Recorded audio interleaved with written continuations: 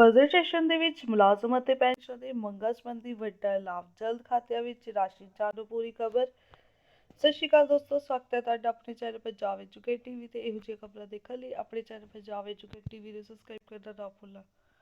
ਦੋਸਤੋ, ਤੁਹਾਨੂੰ ਦੱਸ ਦਈਏ ਦਿਨ ਦੀ ਵੱਡੀ ਖਬਰ ਇਹ ਨਿਕਲ ਕੇ ਆ ਰਹੀ ਹੈ, ਜਿੱਥੇ 6 ਮਾਰਚ ਨੂੰ ਬਜਟ ਸੈਸ਼ਨ ਪੇਸ਼ ਕੀਤਾ ਜਾਵੇਗਾ, ਉੱਥੇ ਹੀ ਮੁਲਾਜ਼ਮ ਅਤੇ ਪੈਨਸ਼ਨਾਂ ਦੀ ਮੰਗਾਂ ਬਾਰੇ ਚਰਚਾ ਹੋਵੇਗੀ। ਅਤੇ ਦੱਸਿਆ ਜਾ ਰਿਹਾ ਹੈ ਕਿ ਮੁਲਾਜ਼ਮਾਂ ਅਤੇ ਪੈਨਸ਼ਨਾਂ ਦੇ ਡੀਏ ਦੇ ਅਤੇ ਏਰੀਏ ਨੂੰ ਲੈ ਕੇ ਸਰਕਾਰ ਬਜਟ ਸੈਸ਼ਨ ਦੇ ਵਿੱਚ ਫਾਈਲ ਨੂੰ ਰੱਖਿਆ ਜਾਵੇਗਾ। ਅਤੇ ਦੱਸਿਆ ਜਾ ਰਿਹਾ ਹੈ ਕਿ ਮੁਲਾਜ਼ਮਾਂ ਦਾ ਪੈਂਡਿੰਗ 18,800 ਕਰੋੜ ਦੀ ਰਾਸ਼ੀ ਹੈ, ਜਿਹੜੀ ਕਿ ਜਲਦੀ ਸਰਕਾਰ ਵੱਲੋਂ ਮੁਲਾਜ਼ਮ ਅਤੇ ਪੈਨਸ਼ਨ ਦੇ ਖਾਤੇ ਵਿੱਚ ਪਾਈ ਜਾਏਗੀ। ਦੱਸਿਆ ਜਾ ਰਿਹਾ ਹੈ ਜਿੱਥੇ ਲੰਬੇ ਸਮੇਂ ਤੋਂ ਮੁਲਾਜ਼ਮ ਸੰਘਰਸ਼ ਕਰ ਰਹੇ ਨੇ ਆਪਣੀ ਮੰਗਾਂ ਲੈ ਕੇ, ਉੱਥੇ ਹੀ ਬਜਟ ਸੈਸ਼ਨ ਦੇ ਵਿੱਚ ਹੁਣ ਮੁਲਾਜ਼ਮ ਅਤੇ ਪੈਨਸ਼ਨਾਂ ਨੂੰ ਵੱਡਾ ਲਾਭ ਮਿਲ ਸਕਦਾ ਹੈ। ਸੋ ਦੋਸਤੋ, ਇੱਕ ਵੱਡੀ ਅਪਡੇਟ ਸੋਸ਼ਲ ਮੀਡੀਆ ਤੇ ਵਾਇਰਲ ਹੋ ਰਹੀ ਸੀ। ਅਸੀਂ ਸੋਚਿਆ ਮੁਲਾਜ਼ਮ ਸਾਥੀ ਨਾਲ ਸਾਂਝੀ ਕੀਤੀ ਜਾਵੇ। ਜਿਵੇਂ ਕੋਈ ਵੱਡੀ ਅਪਡੇਟ ਨਿਕਲ ਕੇ ਆਏਗੀ, ਅਸੀਂ ਤੁਹਾਨੂੰ ਟਾਈਮ ਟੂ ਟਾਈਮ ਅਪਡੇਟ ਕਰਦੇ ਰਹਾਂਗੇ। ਇਸ ਵੀਡੀਓ ਵਿੱਚ ਇੰਨਾ ਹੀ। ਧੰਨਵਾਦ।